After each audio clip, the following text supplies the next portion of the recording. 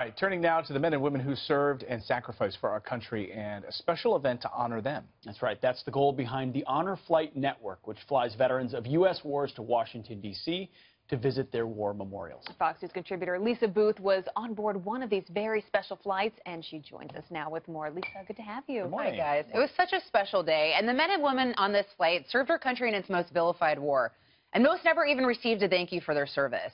But starting in an airport in Oshkosh, Wisconsin, that was about to change, and I went along for the ride. Take a look.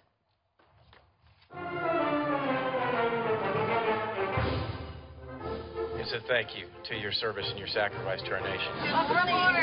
Today marks our 42nd honor flight, and we couldn't be more proud. But this honor flight is a bit different.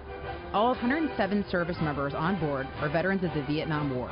The Vietnam vets, they were treated so poorly when they came back. That should never have happened in this country. Our motto with Old Glory Honor Flight is it's never too late to say thank you, and that's why this is so important. All on board were excited for the trip of a lifetime to Washington, D.C., including a member of the American Airlines Old Glory Honor Flight crew. It warms my heart to be with my fellow veterans. Bruce Ferris served in Vietnam from 1969 to 1970 in the 101st Airborne Division. We all know we didn't get a whole lot of pats on the back, didn't get a lot of thank yous. Well, as of today, that changes. And what had changed? Instead of dirty looks, these veterans received cheers, a true welcome home. That was unbelievable. I was not expecting that at all. Even the little kids were welcoming us. When we first came home, no one treated us like we had done anything, and it's different now. It's amazing. John O'Connor Jr. served in the Navy during Vietnam, and despite his experience, he encouraged his daughter to serve her country as well. It's just amazing to see men this strong break down and cry because it means so much to them. It was a day full of emotion, but what made the 800-mile trip worth it was the ability to gaze upon the 58,318 names etched into the Vietnam War Memorial. This here is basically something that all of our Vietnam vets really deserve recognition. It means a lot because I lost some buddies in Vietnam, and I'd like to look at their names. Medal of Honor recipient Gary Luttrell was one of them. Though a frequent volunteer on honor flights, this was his first with his brother and sisters in arms from Vietnam.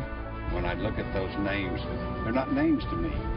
Those are little 18, 19-year-old faces that come back to life temporarily in my heart, my soul, my eyes. He was not the only one who saw more than a name on the wall. I've got a few friends on the wall here that I wasn't able to keep people alive. There's stories like that about everyone on this wall. You know, I don't know what to say. I get too choked up. And it wasn't just the wall that caused tears to flow. Lorna House joined the Army as a nurse in 1967.